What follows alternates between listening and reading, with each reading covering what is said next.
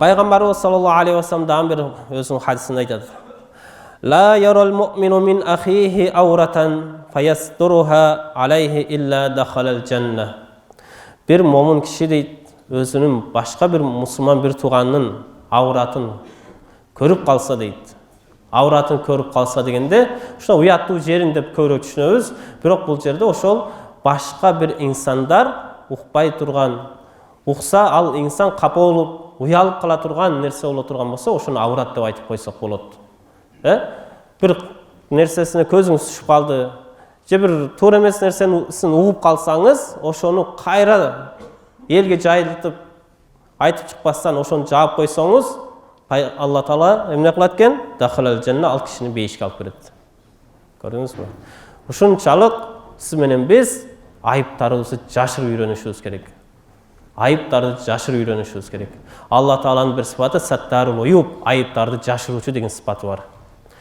Алла Тааланын жашыруучу сыпаты менен гана сиз менен биз бир жаныбызда кушунуп чогултуруп жатабыз. Эгерде Алла Таала өзү саттарул уюб, айыптарды жашыруучу сыпаты менен менин айыбымды жашырбастан, сиздер айыбыңыздарды мага жашырбастан ачыкка чыгарып койгондо, анда Хазрет Али разияллаху анху пайгамбарыбыздын сахабасы эмне дейт? Анда адамдар бири-биринин жаназасына барбай койот эле дейт. Көрдүңүздөрбү?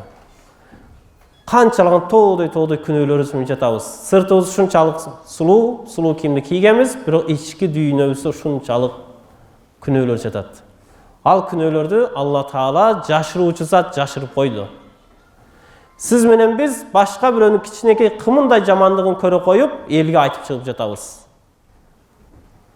Алла Таала сизге кандай мамиле кылып жатат, сиз башка Алла Тааланын пенделерине кандай мамиле кылып жатабыз. Ошон үчүн ойлонолу бир туугандар. Чындап Алла Таала сиздин кыяматта дагы айыбыңызды жашырып, бейишке киргизүүсүн кааласаңыз, анда бул дүйнөдө момун мусулмандардын айыбын жашырып, жакшы жагын айтышыбыз керек. Бизде көбүнчө жаназаларда айтат, өткөн адамдын айыбын айтпастан жакшы жагын айтышыбыз керек, пайгамбарыбыз айткан дейт. Жок, пайгамбарыбыз саллаллаху алейхи вассалам айткан жок, өлгөндөн кийин жаман жагын айтпай, жакшы жагын айткыла. Тирүүсүндө жаманды айтыр, жакшысын айтыр деп айткан жок.